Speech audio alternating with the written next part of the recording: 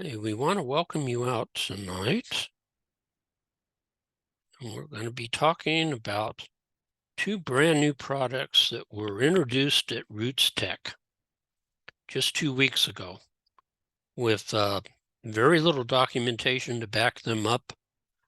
They are experimental in nature, as we'll talk about them. And so there isn't a lot known about them. I've tried to put together everything that I know and be able to present it to you. This is a culmination of 7 years of hard work by FamilySearch. Okay, we're going to take you to a new product that FamilySearch has called FamilySearch Labs, which is a place where they can host what they call experimental features. These two features we're going to talk about tonight aren't totally experimental.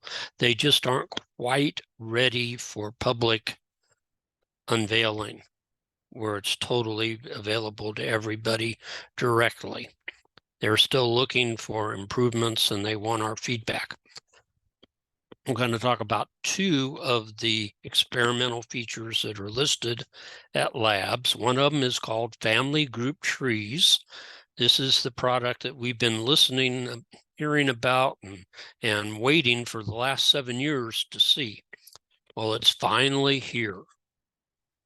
And paired with it, though, is another product that I strongly feel we need to understand goes with family group trees, and they need to be used together. That's called the program Together by FamilySearch. It's an app that FamilySearch has devised, and it's intended to be used in conjunction with the family group trees. It can be used individually, but its real value comes when you pair it with the family group trees. Okay, so where can you find this FamilySearch Labs? Right now, they've added a little box in the right-hand tab, or column, I should say, of the homepage at FamilySearch, which says FamilySearch Labs View Experiments. That's the gateway to get into Labs when you're on FamilySearch.org. You can also use a URL. You can use the FamilySearch.org/labs URL, and that will also get you there. Okay, and when you get there, this is what it'll look like for now. It will change. The various, what they call experiments there, the 5 things that are shown, will change from time to time as they move some into main production and others they add to the list. But for right now, these 5 are the 5 that are available. And we're going to start by going over here to Family Group Trees to start with. But before we begin with, we need to try to give you some background on it because there's not a lot there. I've found, I think, everything that's been written about it that will give us background information. So what are family group trees? FamilySearch says family group trees help everyone find and gather all their family, living and deceased, together as a family, not just as individuals. You know, the main thing we have problems with in FamilySearch tree is the fact that when you put living people in, only you can see those living people.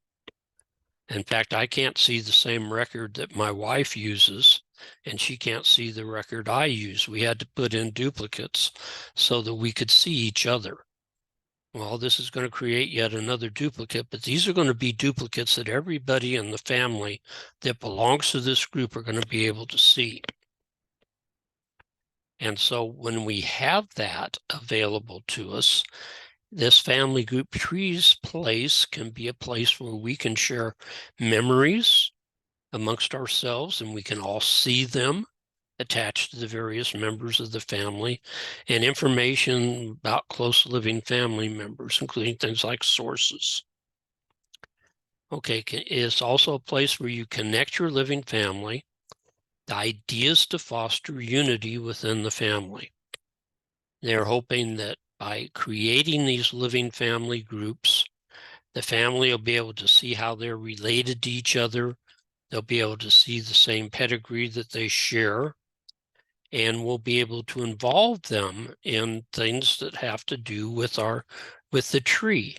It's things such as the photos and stories and sources, even doing some genealogy, some research, things like that, because we'll all be able to see the same thing. And we can also share and protect memories and other milestones that we want to share. This family group tree is going to be a very private thing. You know, they say what happens in Las Vegas stays in Vegas. Well, what happens in tree is going to stay in tree. It's a very private location. It's going to be more private than the rest of the FamilySearch tree is. And that's to protect our, protect our privacy and allow us to share those things that we really want to share that are very personal and private to us. And this will allow us to leave a legacy so that we can ensure that the future generations of our family will have a good history and record of our generation. Okay, there's some warnings that they put out. They call it what you should know. These are the things I would say are warnings. One is this is an early release, so that means it's going to change.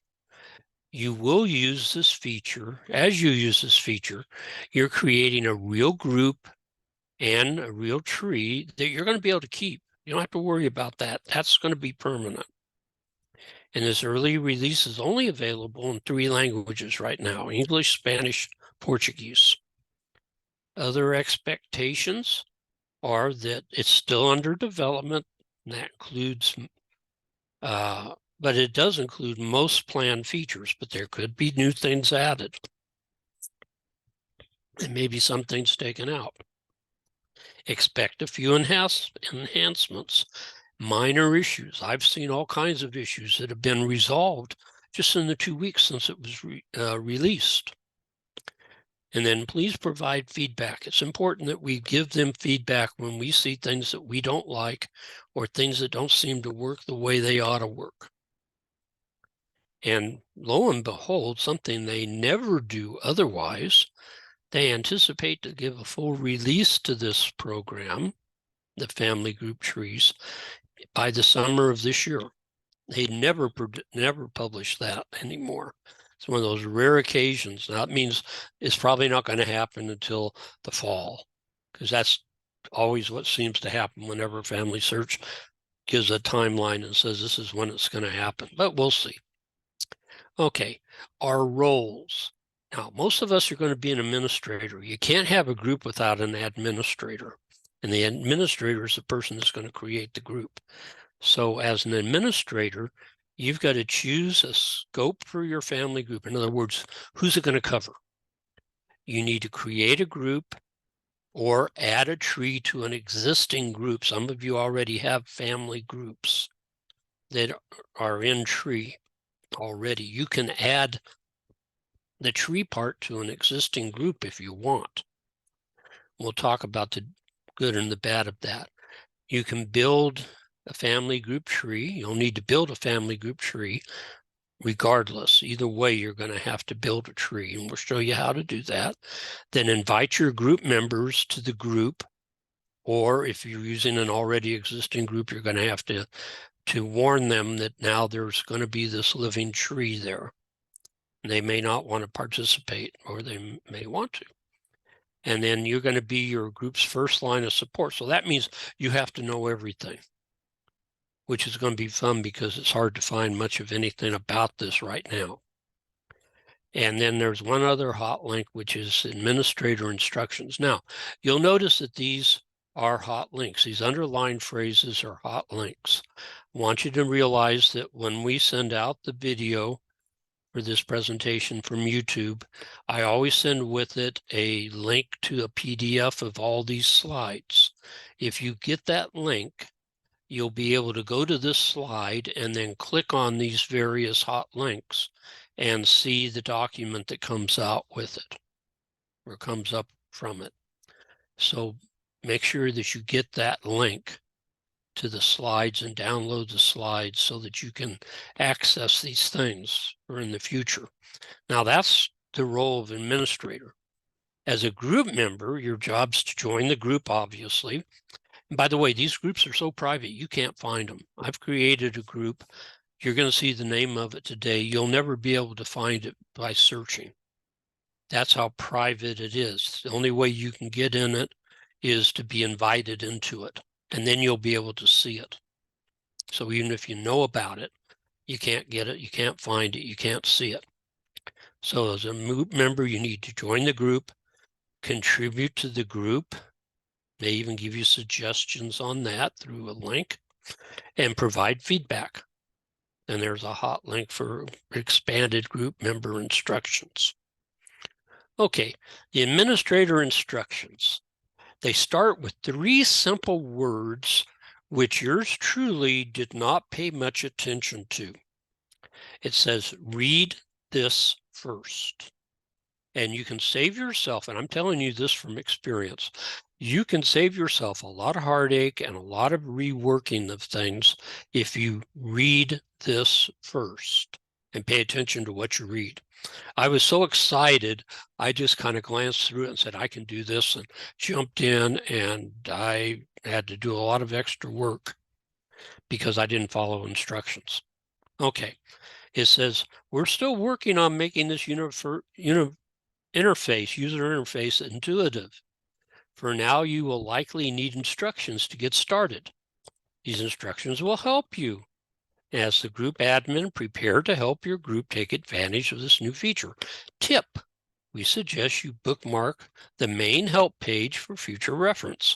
And here's where you find the main help page. Okay. The first thing you need to do is that what it said before is to choose a scope for your family. Decide who you want to have in this group. Start with immediate family. For example, you could do, and they show you some groupings. The grouping that we chose, or I chose to do, is your children and grandchildren. Okay, so we're going to have my wife and I, our kids and their spouses, and the grandkids. That's going to be our group. One of the reasons was at RootsTech, they suggested you keep it simple at first while they're working out the kinks. That'll make it easier for you to control what's going on in your group. You can include in-laws and other family if you want. You can include foster and step and guardian and adopted family links. You can do anything that's in the tree at FamilySearch. But I'd recommend you kind of keep it fairly simple, at least at start. Okay, the one thing you're not to do is to try to create a family group tree for a group of users who aren't related.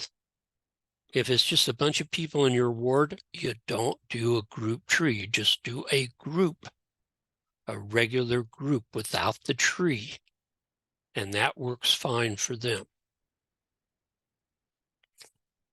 Okay, then you're going to need to create the family group. And there's a process to go through doing that.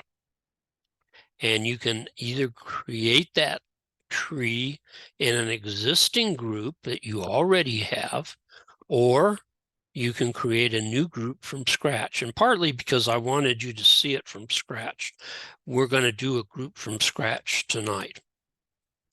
Okay, then you have to build your tree within that group, and then you have to invite your family members to the group. And it says, we recommend you copy people from your private list when possible. Okay, that ensures that all details and memories you've already recorded will be shared with the family group. In other words, I have a bunch of memories attached to some of my kids. And I want to take that group of kids that I already have showing in the regular tree and have that be the basis for where we build the new tree, so that they will take, the new tree will take the memories and sources that are on those kids that I've created and move them into the person that they become in the new tree. Okay, and it says this copying process will create yet another duplicate, but that's okay, because this is a duplicate that everybody else in the group's going to be able to see, which will eliminate a lot of need for some of the other duplicates that are out there. Okay, and it says if people are not in your private list, you can type them in manually.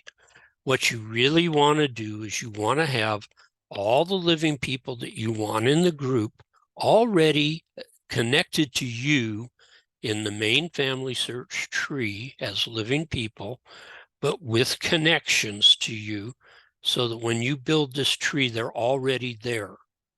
That's the easiest way to get them in. Yes, you can type them in manually, but that's a lot more work. Okay, then after you've built the tree, you need to invite the people to come in. And initially, I guess they had a link you could invite them with that you could copy the link once and then attach it to multiple different emails to different people. Well, they've stopped doing that.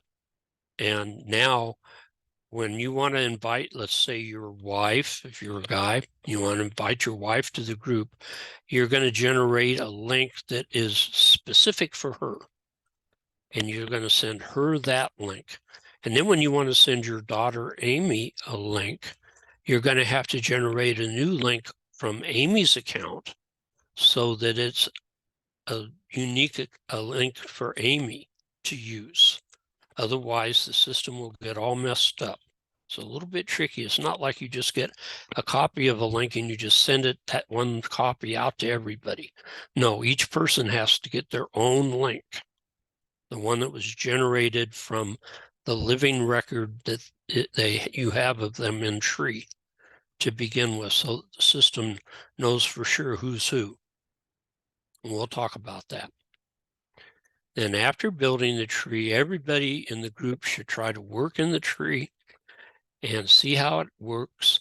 They have a new pedigree view called the new sibling view. They really want to make sure that that functions right because that's a totally new feature. We'll be showing that to you. And then provide them feedback. I've gotten jumped on by just clicking the feedback button. They've really strongly recommended that I don't use that and go over and join the group and community to give my feedback. That's what'll happen if you try the feedback button. They'll start saying, no, we really want you to go over, join this special group for the family tree program and put your feedback in there. Okay, so let's start creating this group. So we go over into Labs to where it shows us the Family Group Trees Early Access, and we click on Turn on Early Access. And that takes you over to a page that you're very familiar with if you have any groups in FamilySearch. I already have a couple where it shows you your groups. And there's a little link there for create a grouping. That's where you're going to go. To the tiny little link up there that says create group, unless you're going to just alter or change a family group like the one I have right here with my family. But that one I don't want to mess with right now. I'd want to just create a fresh group. Okay, like it says here, this is my original group. I could just open it up and there'll be a link in there that says add a tree, and I could do that. But I'm not going to. We're going to go up here and create a new one. So when you say create a new one, this is a screen that will come up. I had to cut a little bit off. At the top is a place where you can add a picture if you want for your group. Then you'll need to give the group a name. So I called it the Givens Family Tree Group, so that people know in my family that this is the one that has the tree. And then I gave a description for it. I put in some rules. There's two options here for things that you can do. You can turn on sharing of ordinances, and you want to definitely allow the group to work together in a family group tree. because that's really the main purpose. So you want to make sure the second one at least is on. There are 2 questions you need to check, 2 boxes down here that have to be checked, and then you can create the group. And that's all it takes really to get started. At this point, you will have a group to work with. Nobody will be in it. There won't be a tree, but you'll have a group. Okay, so the first thing it's going to ask you to do is to build the living tree, since I said I wanted to have a tree. And so you're going to click here where it says select people. And that hint there is really the important one. Make sure that all the living people that you want in this group are connected to you in this tree that's going to come up. And so this is where I made my big mistake. I had all 5 of my kids. Unfortunately, I only had 2 of their spouses. I'm missing 4 other spouses because my son has 2 because he was divorced and remarried. And Heidi has a spouse and Laura has a spouse. I didn't have them. And we've got 13 grandchildren that should be showing on this tree. And I've only got 2 of them. And so I really was underprepared. What I ended up having to do is I got these people in my tree. Then I had to go back into the regular FamilySearch tree, add all the rest of these living people, then come back in here and say select people again and get the rest of them hooked in so that I had the whole family. I should have paid attention when it said read this first. So when this tree comes up, your job is to pick the people that you actually want to have in the group. You don't have to actually click everybody if there was a reason. But everybody that you click that little box on will then become invited to the group, and you'll be able to see them both by seeing the blue boxes clicked, and you'll also see them on the right-hand side in a list so that you know who you've clicked on.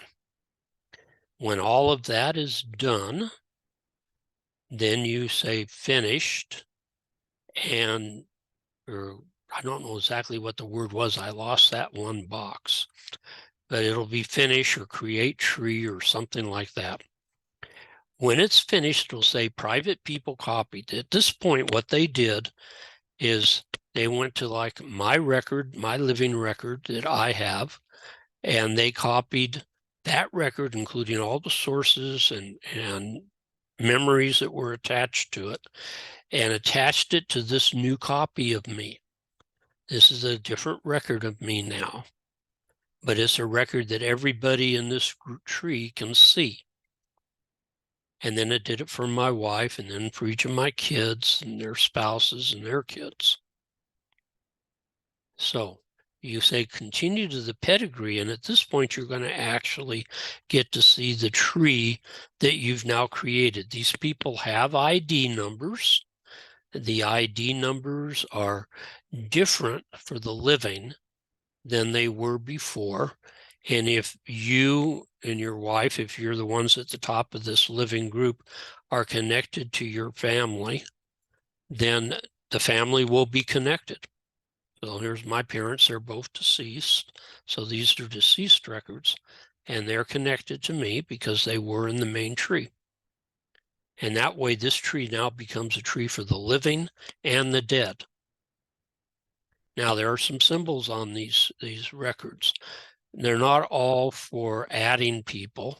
The little up arrow and down arrow that's on top of a record will allow you to expand or collapse the generations above it or below it.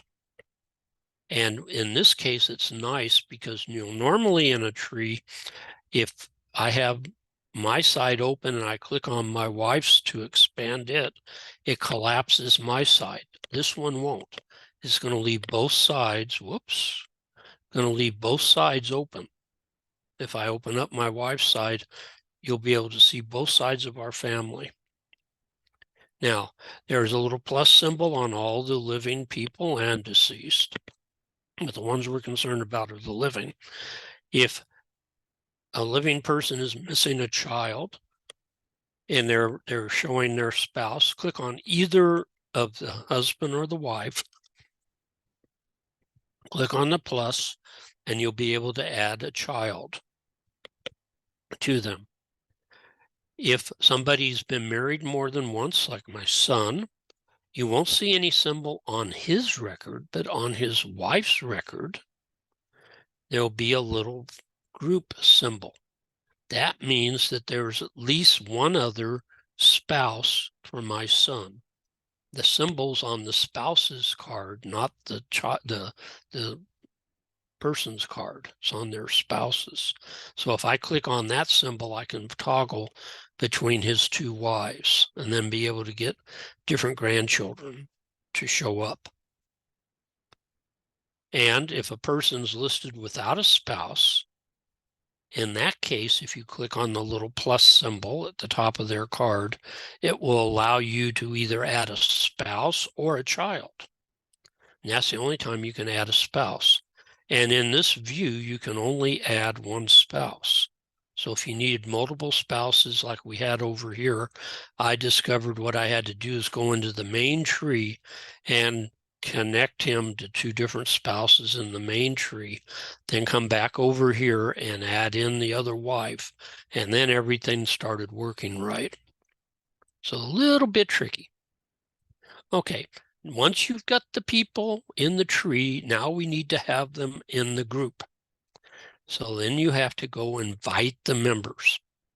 And so there's this little invite link. And again, like I've said, I want to stress this. This invite is across from my wife's name. It will be an invite for my wife. I should not use the link I'm going to copy for her to invite my daughter or my granddaughter. I want to use it only to invite my wife because it knows the records that it's working with in that invite, and they're unique to that person. So I click invite, I get this little box that comes up. It's not going to use messaging or text as they call it now on FamilySearch. You're going to have to send an email or a text of your own to the invitee. So you click on copy the link, and then you go, in this case, I'll show you, I did an email to my wife. And so I said, this is an invite to the Givens family tree group. And then I click paste down in the message, and this is the message that came up. I would strongly recommend, unless you've talked to the person already, that you add in here a paragraph explaining what you're doing, because they're not going to know what in the heck this is all about. And so it'd be wise to put a paragraph in there and explain what you're doing and why you're asking them to click on this link. Okay. And so, again, I'll say it again. Don't send the invite to different people. They're all unique. So find the link for the person you want to send the invite to. Okay, I also sent it by text, and this is what my wife received as a text from me with that message. The message is now reduced to just a little link at FamilySearch. And it says, please click on this link to join the group. Again, I would recommend, if you haven't talked to them, that you write an explanation so they know what in the heck's going on. Okay, when they click on the link, this is essentially what they're going to get. They're going to get this message that will explain a little bit about groups. And there are two boxes they need to check. One, that they agree to the content submission agreement, the terms of use and privacy notice, and they confirm that I have the right and or permission to share any personal information that I provide access to within the group. In other words, they're only going to put things on that group that they have permission to put on that group. So it basically is anything they want about themselves, and then whatever other people have said it's okay to put about them. Okay. So once you've agreed to that, you click yes, join, and you will then receive a little 3-page explanation of what this is all about. and I'll show these panels here. This was off my phone. In most cases, everything you see is going to be from the internet, from the website. These are off of my phone so that you could see them. It's going to talk about the tree is about connecting your living family and fostering unity, sharing and protecting things you share, and leaving a legacy for others.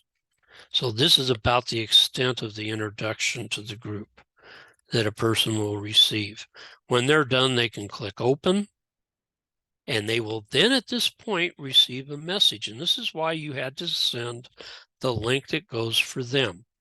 Because in this case, since this is my wife's account, it's saying, Barbara, is this you? Is this your information? Whoops. Is this your spouse? Are these your parents? If they aren't, we need to change it because they need to be you so that we know who's who in this tree. And if you agree with that, then you'll say, okay, yes, continue. And at that point, they let you into the tree. And this is what the tree looks like on a phone.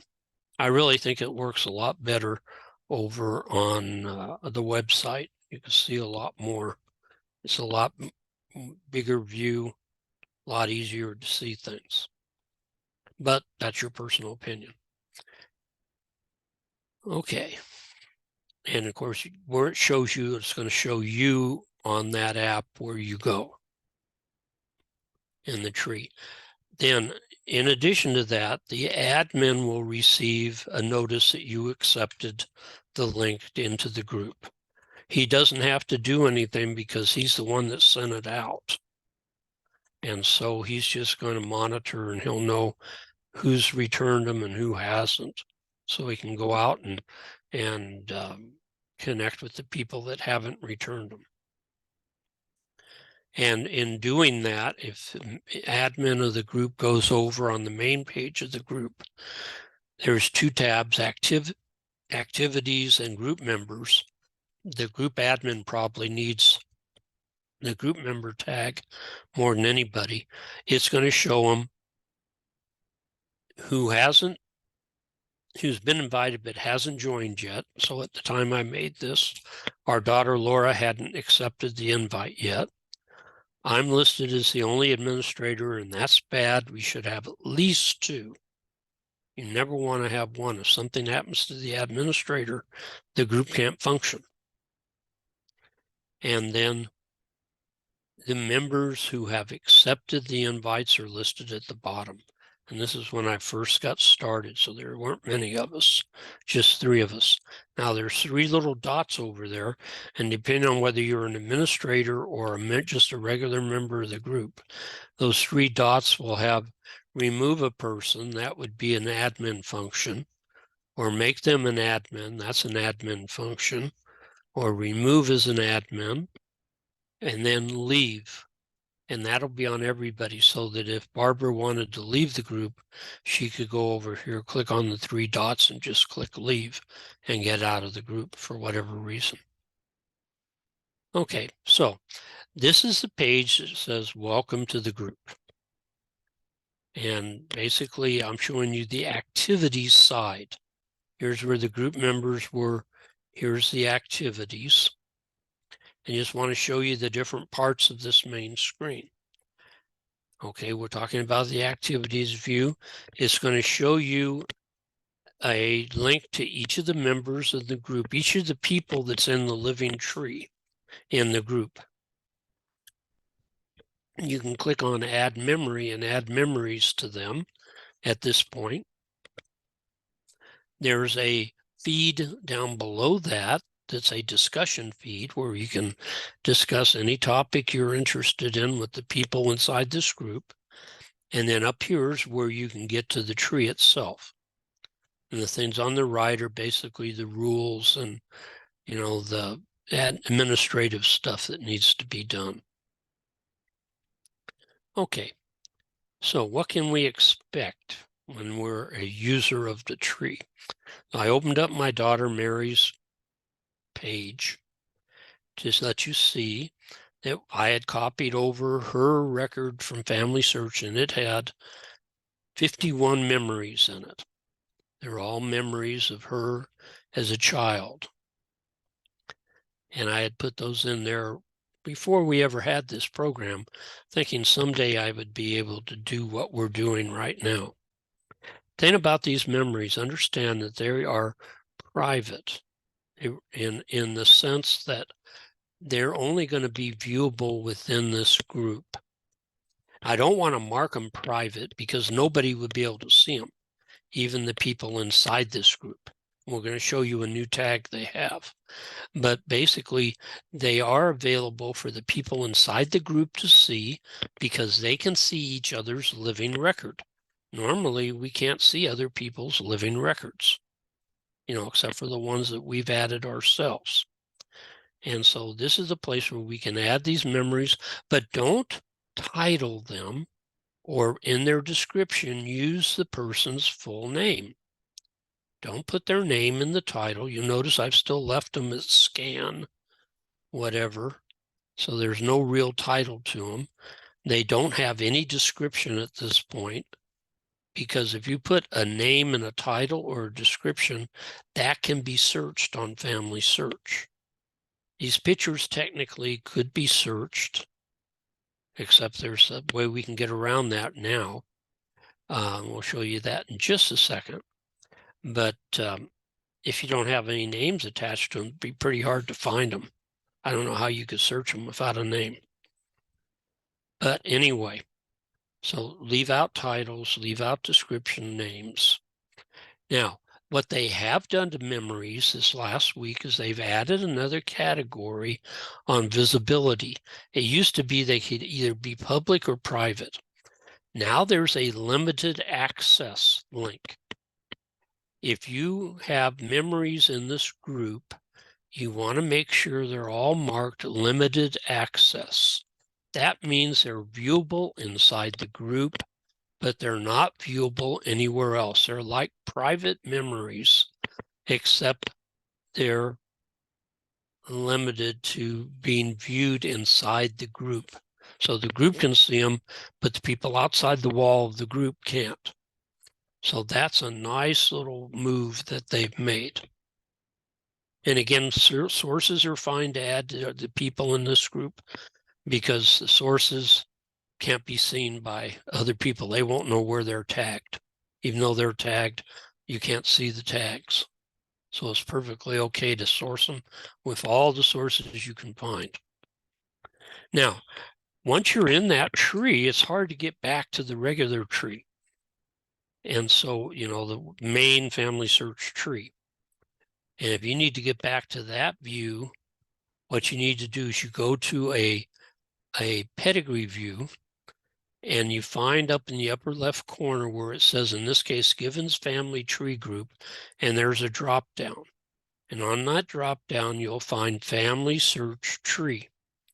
And you'll be able to click on that, and that will take you out of this group tree environment and back into the regular FamilySearch tree. Because like right now, when I'm in the group tree, I can't do a fan chart.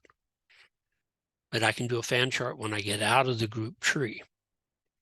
And so when I want to use the fan chart, I got to get out of the group tree. It'll also show you all the groups you belong to. And yes, you can belong to multiple groups. If you really want to get confused, belong to 4 or 5 different family groups and try to manage all that.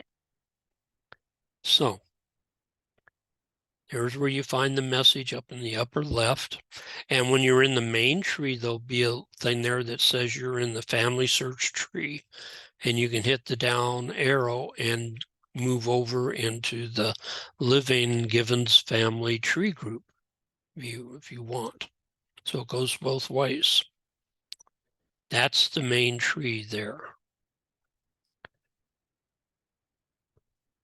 Okay, last thoughts on family groups themselves. For now, this is a pre-release product. Your work will be kept, but the site might change. So it's okay, go ahead and set it up the way you want. You won't lose any of your work, no matter what they do. It's available through the Tree app in iOS. In other words, it's okay on an Apple device. There is not a Android app. There is another way to get to a site that's actually a web page that can be viewed on your Android device. And I forgot to put that in here. In 2 weeks, we're going to talk about what's new at FamilySearch. It will be on that presentation. So anyways, it's either Apple or FamilySearch.org where you can see these. And you can chat in the group and work on the tree from there. You can add sources, memories. And when a person passes to the other side, these resources then are already going to be on the person's record.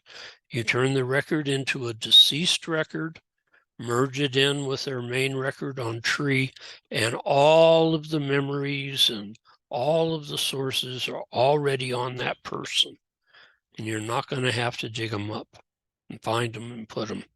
That's one of the big values of having these public or these private living trees where you can pack them with memories and sources. And then do consider comparing or pairing this with the other program called Together. So here's Together. And again, it's iOS or Windows. Here's that phone version of what it looks like. And at the bottom of the page, you'll see it has an options ribbon down there. This is the website version of it that you find by going through apps. And the ribbon is up at the top, but they're basically the same. And the demo is going to basically use the web page because it's easier to show more using the web page. So the Together app, FamilySearch put this together and says this is a new app for building, exploring, and sharing your family story with loved ones. I always heard when they built this tree that they were going to have a way for you to share things about the family with each other. Well, the sharing occurs on the Together app. This app will present you with an almost unlimited supply of questions and prompts to help you tell and preserve your most important memories. Families can create groups and family group trees that the group members can post to, and everyone in the group has full access to the thoughts, the memories, the photos, and the stories. And then Together by FamilySearch is an incredible tool for organizing your family history and strengthening your relationships. The key thing is you need to share what you put in this app with the group. We'll talk about that. So that ribbon across the top starts with stories. That's essentially just a feed. It's like the feed that's in the middle of your homepage on FamilySearch, where in this case, with those of your friends, your family, I should say, the people that are in your group, you can share thoughts and things like that. And then each time I complete one of these other activities, I can say share it with the group and the link appears in the feed. But I can also use the feed to make suggestions, discuss topics of interest, share new finds that have been uncovered, or just chat. My daughter Laura put a picture in of the Feather River Temple that her husband took the other night, which is a beautiful picture. Okay, so that's what stories is. Just free flow, and you can put in there whatever you want. Now, my story is the beginning of the part of this app where FamilySearch is providing you with prompts. They start out with a bunch of very simple prompts under my favorites, where you click on the different favorite things like foods, and they'll give you a bunch of foods to pick from, and you click on your favorite food. And you go to animals, you click on your favorite animal, and so on. Once you've done that, then you share it with the group, and the rest of the group members can see it, and they can see what your favorites are like. This would be really good for the grandkids. Even your own children might learn some things about you. Then there's a place to talk about yourself. where you can answer prompts and create little stories on different things. I did a story on my hobbies, and you can probably guess what the hobby was that I picked. But they have one on 52 questions about myself, a personal journal, life highlights, my talents, my friends, my heroes, and then there's still more. And you answer the prompts and fill them in, and then the program creates a little story for you. There's also a series on your faith, where you can talk about your baptism and your testimony and missionary experiences, temple and family history moments and memories, things like that. Also remember, both the tree and this, members of the church will see the religious things, and people that are not logged in as members of the church won't see those things. So like you'll notice there's a temple tag up here. That would not be seen if you're not a member of the church. And I don't think most of these my faith things would be there, at least the ones about the temple and things like that. Okay, so after completing the activity, you can keep it personal or share it with the group.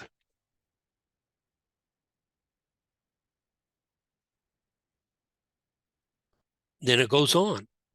It'll show you, I believe, through your second great-grandparents, or your great-grandparents, I mean. Through your great-grandparents.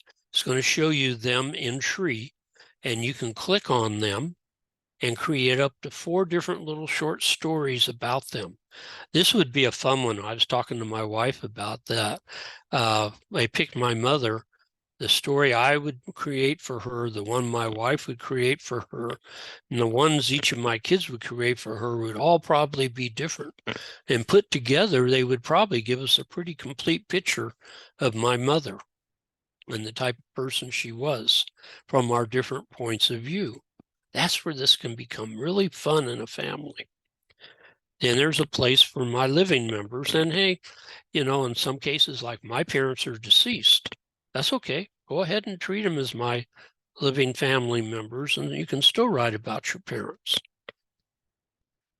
And then there's a section for my family stories where you can talk about family vacation, but then each person in the family will get that chance too.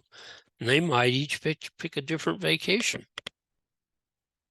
So see where this can be fun within a family, especially if you challenge them and say, okay, let's all pick a holiday memory that we like the most. And then, you know, in a week, we can all read what everybody else wrote about. That's the kind of thing I think they want with this. But the key thing is, don't forget, as you finish each thing, you've always got to mark it to be viewed by the group so that it's shared over in the group.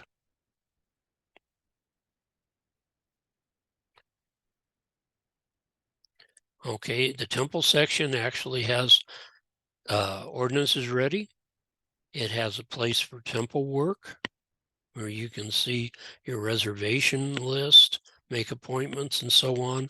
You can actually see some of the people that you've reserved and go look them up on Tree. You can read the temple recommend questions and learn a little bit about the promises for temple and family history work, and a place for you to record some of your temple experiences. So, I mean, this covers a lot. And again, don't forget, you got to share it with the others if you want them to see.